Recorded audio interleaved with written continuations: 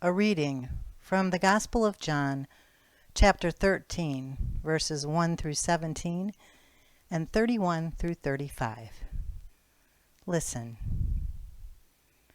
Now before the festival of the Passover, Jesus knew that his hour had come to depart from this world and go to the Father. Having loved his own who were in the world, he loved them to the end. The devil had already put it into the heart of Judas, son of Simon Iscariot, to betray him. And during supper, Jesus, knowing that the Father had given all things into his hands, and that he had come from God and was going to God, got up from the table, took off his outer robe, and tied a towel around himself. Then he poured water into a basin and began to wash the disciples' feet and to wipe them with the towel that was tied around him. He came to Simon Peter, who said to him, "Lord, are you going to wash my feet?" Jesus answered, "You do not know now what I am doing, but later you will understand." Peter said to him, "You will never wash my feet." Jesus answered, "Unless I wash you, you have no share with me." Simon Peter said to him, "Lord, not my feet only, but also my hands and my head." Jesus said to him, "One who has bathed does not need to wash, except for the feet, but is entirely clean. And you are clean, though not all of you." For he knew who was to betray him. For this reason he said, "Not all of you are clean." After he had washed their feet, had put on his robe, and had returned to the table, he said to them, "Do you know what I have done to you? You call me teacher and Lord, and you are right, for that is what I am. So if I, your Lord and teacher, have washed your feet, you also ought to wash one another's feet. For I have set you an example, that you also should do as I have done to you. Very truly I tell you, servants are not greater than their masters, nor are messengers greater than the one who sent them. If you know these things, you are blessed if you do them. Now the Son of Man has been glorified, and God has been glorified in him.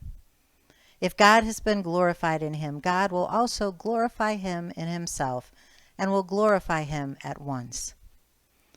Little children, I am with you only a little longer.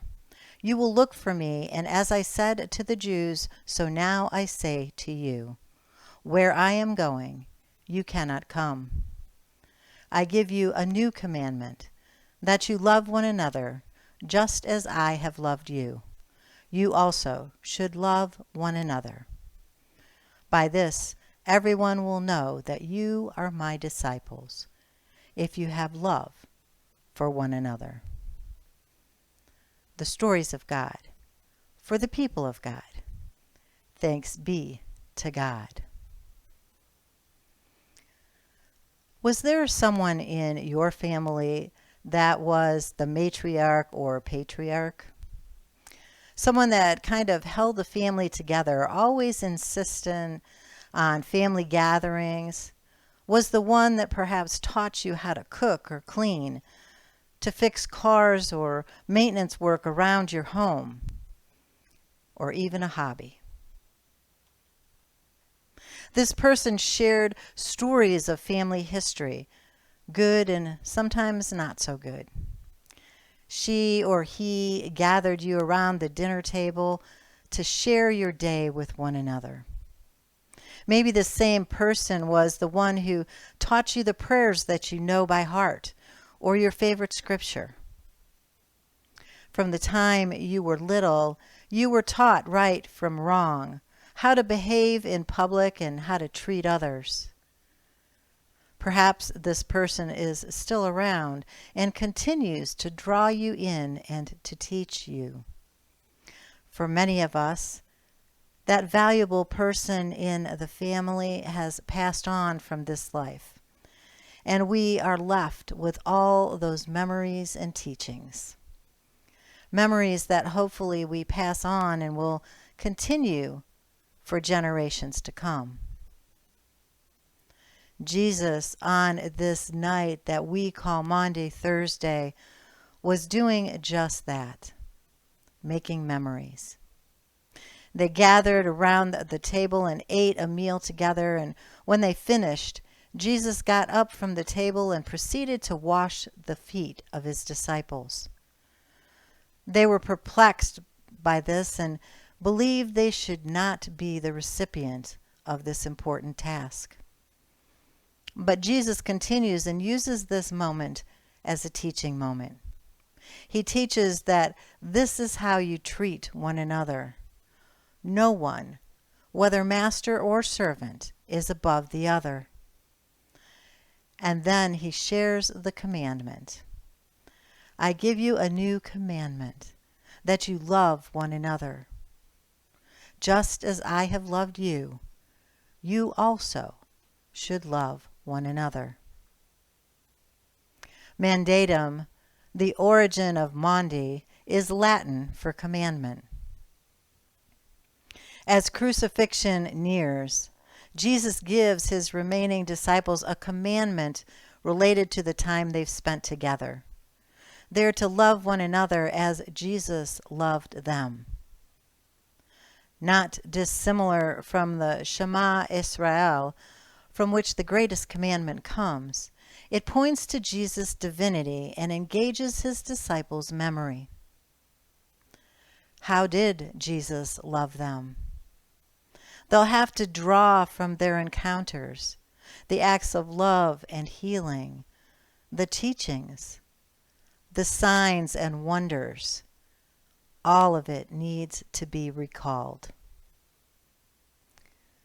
Throughout John, the disciples are said to have remembered certain events after Jesus' resurrection. John's gospel emphasizes memory and its role in belief, and we see Jesus constantly preparing them for this time. They could keep each other close by emulating the one who kept them close. We, like the disciples, have been taught by the stories in the Bible, by our families and our faith families. We have experienced for ourselves the love of God. On this night that brings us even closer to that dark day when everything seemingly came crashing down around them, we pause to draw on our encounters, to remember the encounters of the disciples as they learned from Jesus, and to remember once again we are held together by the God who shows us the way to new life. Again and again, we are held together. Tonight, let us remember.